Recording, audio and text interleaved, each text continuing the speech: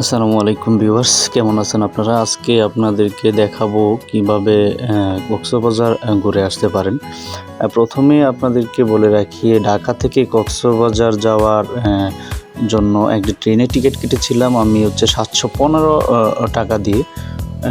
এটা কক্সবাজার এক্সপ্রেস, রাতে 10টায় ঢাকা থেকে ছাড়ে এবং বিমানবন্দরে স্টপেজ দেয়। ওইখান থেকে কক্সবাজার যেতে 7-8 ঘন্টার মতো সময় লাগে। খুব সকাল সকাল কক্সবাজার রেল স্টেশনে আপনারা গিয়ে পৌঁছাতে পারবেন।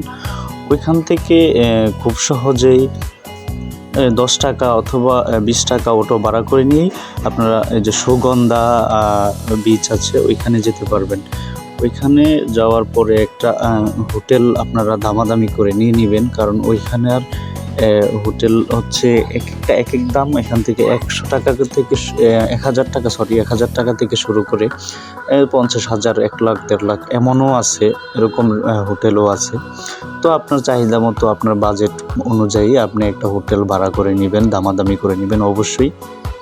আর ওইখান থেকে বের হওয়ার পরে আপনি বিচে যেতে পারেন। হোটেলে জিনিস আসবাবপত্র রাখার পরে হোটেল থেকে বের হয়ে বিচে যেতে পারেন। আরেকটা কথা আপনাদেরকে জানিয়ে রাখি, বিচে গেলে যে ক্যামেরা ছবি তোলে, আলো একটা গ্রুপ আছে, ওইখান থেকে তাদের কাছ থেকে ছবি যদি তুলেন তাহলে সব কিছু একদম পাকা করে তুলবেন, কারণ ওরা ছবি নিয়ে অনেক মার্কেটিং করে, অনেক নানা রকম সমস্যা ফেস করতে হয়। ওইটা আপনারা দামাদামি করে নেবেন। তারপর এখান থেকে পরের দিন থাকার পর আপনি যেতে পারেন আশেপাশে পটুয়া টেক, ইনানি বিচ যেতে পারেন। তারপর হিমছড়ি যেতে পারেন।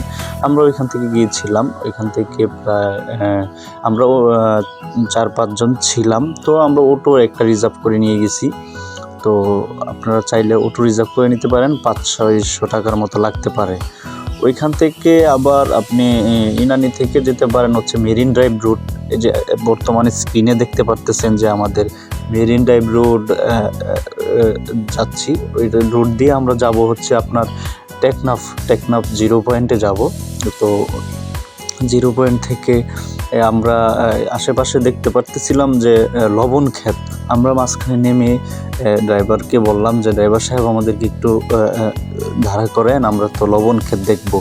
তো ওই যে হাতের ডানে দেখেন লবণ ক্ষেত দেখা যাচ্ছে। তো এই যে আমরা নেমে লবণ ক্ষেত দেখলাম, তাদের সাথে কথা বললাম। এই যে দেখতে পাচ্ছেন লবণ ক্ষেত, এই যে লবণের ক্ষেতগুলা অনেক সুন্দর দেখতে, আসলে বলে বোঝানো যাবে না আপনাদেরকে।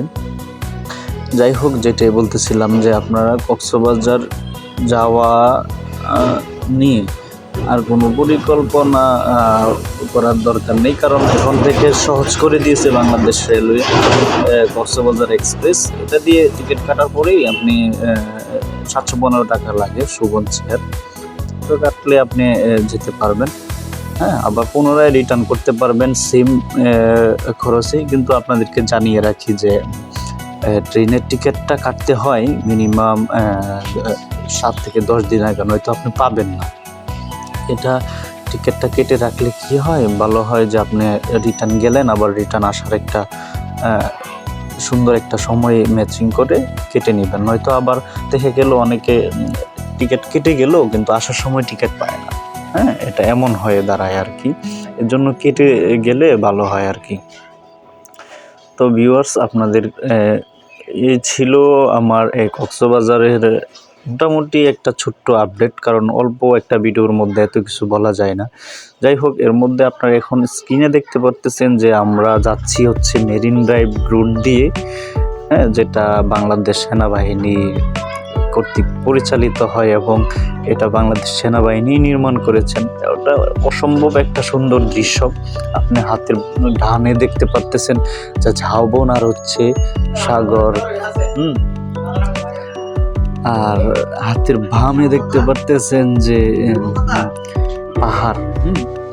তো এই যে পাহাড়, অনেক যে পাহাড়টা দেখতে পারতেছেন, এটা কিন্তু বাংলাদেশের না, এটা ভারতের একটা পাহাড়।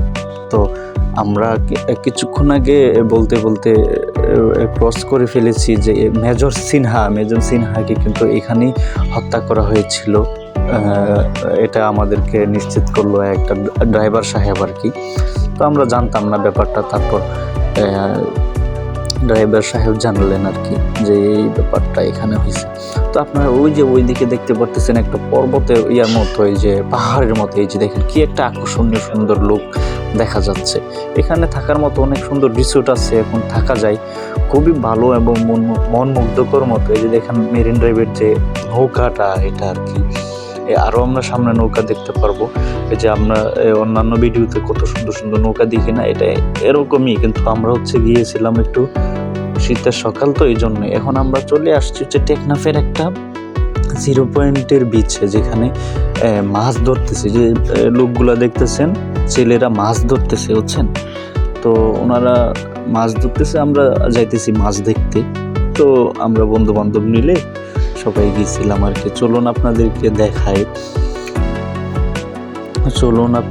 দেখাই যে কিভাবে ওনারা মাছ রশি টানে, কিভাবে যে দেখেন মাছ ধরার জন্য যে রশি টানতেছে, এই যে এই দাগগুলো দেখতেছেন, এই হচ্ছে কাঁকড়ার দাগ, বুঝছেন। এটা হচ্ছে কাঁকড়া আসতো, তো এটি কাঁকড়ার পায়ের দাগ আর কি, এটা চলে গেছে। সেই সুবাদে এখান থেকে দেখা হয় যে দেখুন কাঁকড়ার দাগ কি সুন্দর। ওয়াও, আসলে এই যে আমি পুরো যে আপনার কক্সবাজার বিচের নিরালা যে একটা বিষয়টি হচ্ছে, এখানে হচ্ছে যে ঘোড়া কিছু মাছ উঠাইছে। তো উঠানোর পরে এই যে পাশে দেখতেছেন জেলিফিশ, ওই যে জেলিফিশ, এই যে ওইটা জেলিফিশ। তো পাশে যে সর্দার ছিলেন, ওনার সাথে আমাদের কথা হয়েছে। তো উনি বলছেন যে না, সচরাচর এমন খুব পড়ে না, খুব কমই পড়ে ছোট মাছ, কিন্তু বড় মাছই বেশি পড়ে আর কি। তো অনেক জাতের মাছ এখানে দেখলাম আর কি। কোরাল দেখলাম, তারপর হচ্ছে আপনার পান পাতা মাছ দেখলাম, রূপচাঁদার মাছ দেখলাম, মানে ঘোড়া আর কি। এটা এই যে এটা আপনি জেলিফিশ। এখন প্রশ্ন হচ্ছে আপনি কিভাবে অনলাইনে টিকিট কাটবেন। সেটা হচ্ছে আপনি স্টেশনে গিয়েও কাটতে পারেন, অথবা মোবাইলেও কাটতে পারেন, বা কারো লিঙ্কের মাধ্যমে যারা কাটেন আর কি, কাটতে পারবেন, সমস্যা নেই।